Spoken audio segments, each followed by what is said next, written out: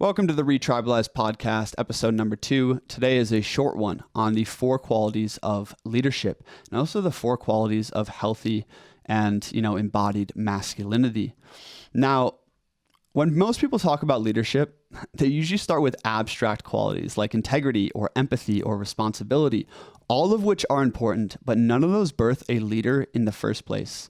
A leader comes from a very specific set of qualities. These are the qualities that we need to think about and embody if we want to start new towns, new communities, and build awesome teams.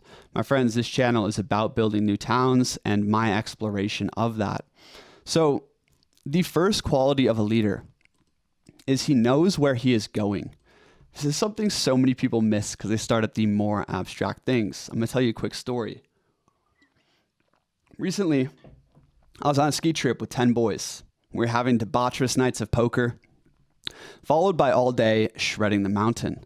One day, we're coming off the mountain, everyone is exhausted, and no one knew where the car was. But I was like, I know where the car is. It's in the center of town. Follow me.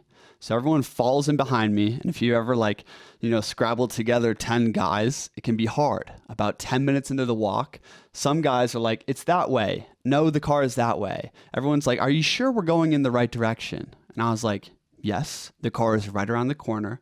Follow me. And they fell in step behind me. I just kept walking forward, and there is the car around the corner. So everyone's taking off their ski boots. They're all relieved. And they forgot that moment almost immediately. But it really stuck with me because it revealed that it wasn't my empathy or my charisma or any other qualities that led to that leadership moment. It was the fact that I knew where I was going. And this is something we all need to think about is, do you have a vision for yourself and for your life? And is that vision solving a problem? Okay, we're going to get a lot deeper into how to apply these qualities to building new teams and brotherhoods and communities. But that's the first thing. It's like you need to know where you're going. And if you don't know where you're going, no one will follow you. It's very simple. It seems self-evident, but it's the truth. And this leads me to the other 4 qualities of a leader, the essential qualities of a leader. Is 1, he knows where he's going, so he has confidence. 2, he has fun and efficiency getting there, so he has competence.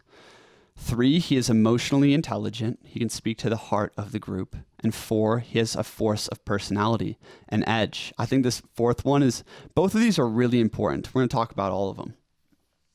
But 1, you know where you're going. Like, are you heading towards building a awesome business? Are you heading towards building a new community? I want to build a nomadic brotherhood, a brotherhood that travels with me. We rent houses.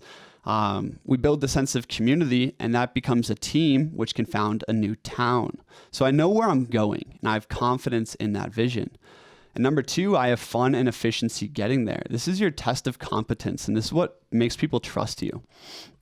And if you notice, these qualities of a leader are the same exact qualities of an attractive man in general. Like when a man knows where he is going and he's having fun getting there, people follow him. Women respect him. This is something that people look for in masculinity in general. So it's not just knowing where you're going, but like, are you good at getting there? Do you have skills and competence in getting there? And are you having fun doing it, my friends? Having fun, playing. And this kind of comes into number 3, which is emotional intelligence. I think the primary 2 qualities of leadership is vision and winning hearts. There's 2 things that are important in community if you watched episode number 1 of the podcast.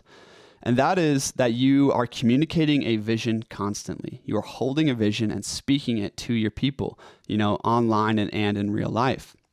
And the second thing is you win hearts.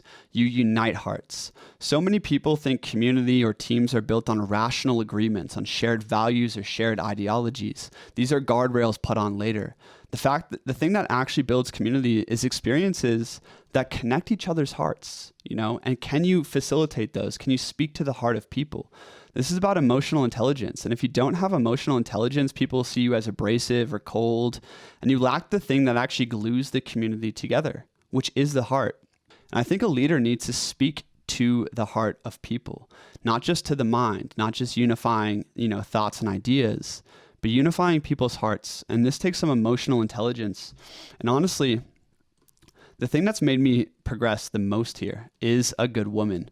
I think that saying that behind every, great man or behind every leader is a good woman, it's kind of true, because my deepest relationships in the past, it's revealed to me the feminine perspective on life.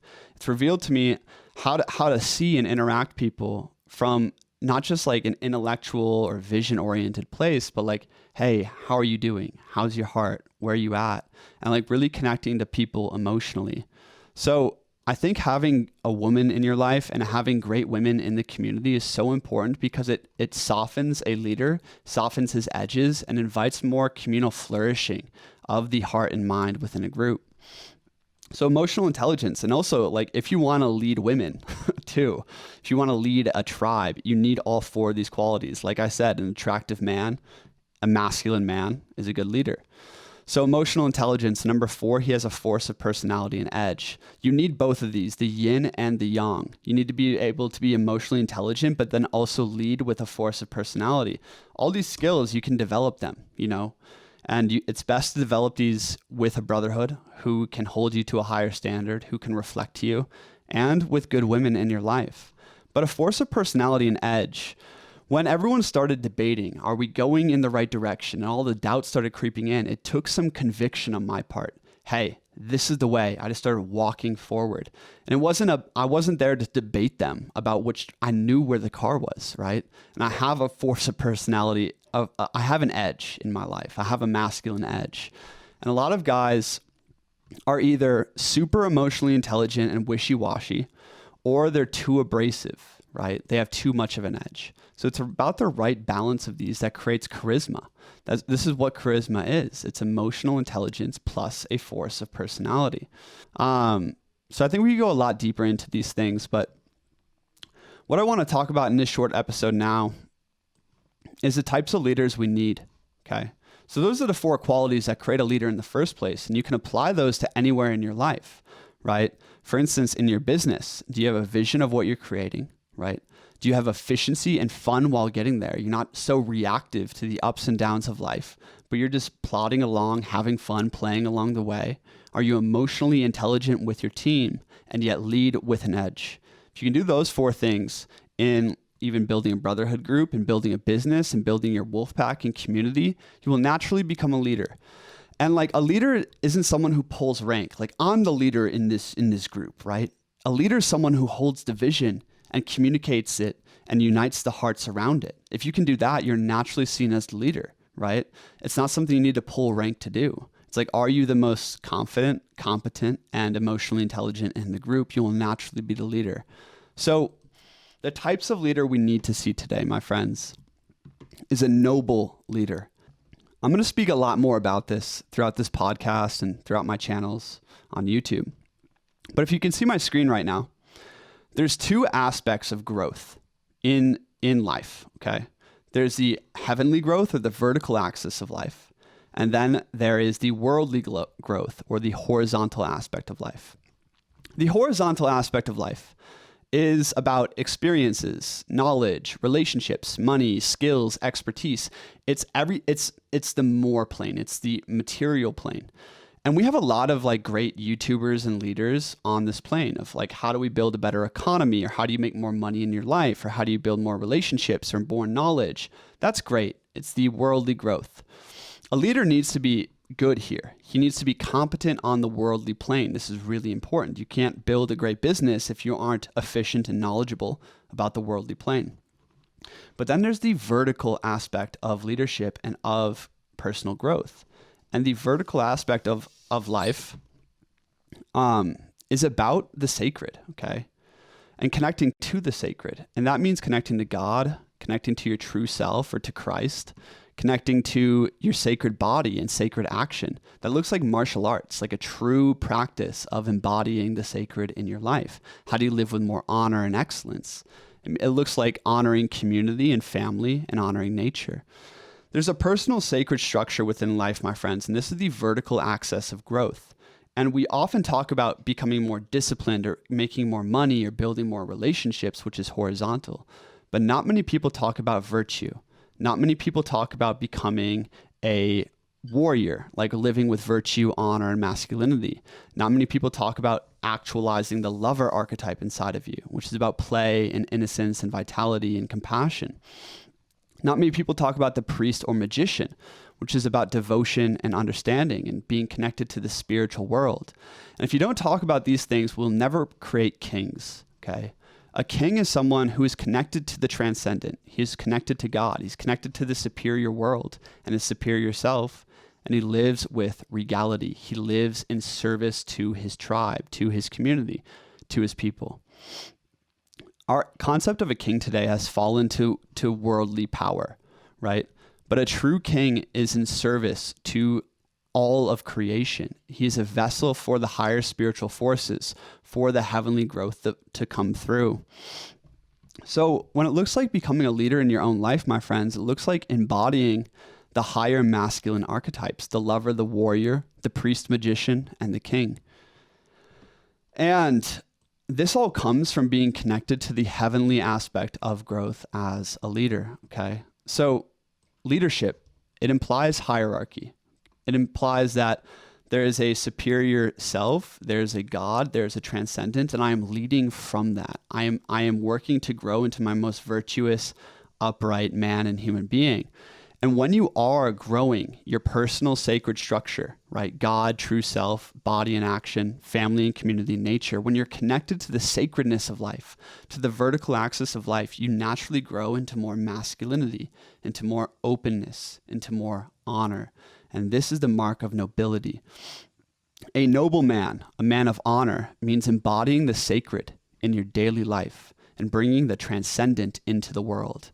This is what it means to be a king, and what it means to be a true leader is that you lead from your king, meaning that you are connected and devoted to the lover, to the warrior archetype, to the priest and magician, and to the king. Like you're developing on all planes of being, both the worldly growth and the heavenly growth. And as you grow into a greater spiritual excellence and into greater physical excellence, you naturally embody honor. Now, to become a true leader, my friends, it means becoming a priest warrior to start with. A priest warrior is someone who's connected to the spiritual world, who's gaining more spiritual understanding, growing into greater honor, growing into greater kingship in his own life, growing into greater virtue, right? But also becoming skilled in the worldly plane and how you create content in your business, your skills. Like you need to be competent in the world. And this is like when people only prioritize heavenly growth, when they only prioritize the vertical axis, they become monks, or they become like new age guys who are wishy-washy and just in love with God. And it's beautiful. But the issue is the type of leaders we need to see today are good and great. They're good in the sense of they have heavenly growth. They're standing in their kingship. And they're great in the sense of they have worldly growth, right? This is the image of becoming Christ and Alexander as a model. Alexander the Great, full of will, right? Full of expertise and strategy, but also Christ, full of the transcendent embodiment of the heart. I think a million more things could be said there. That's the grandiose model of coming into true leadership and the 4 qualities that leaders need. Anyways, my name is Christian. If you want to subscribe to this podcast on Substack or Spotify, do that. And also, if you want to join our men's community, we're talking about sacred honor, we're talking about becoming a true leader, and we're surrounding ourselves by honor-maxing men who are holding each other to a higher standard. There's a link below to talk to me about that one-on-one. I think we all need brotherhood more than ever if we want to become the leader that we want to see. Anyways, peace.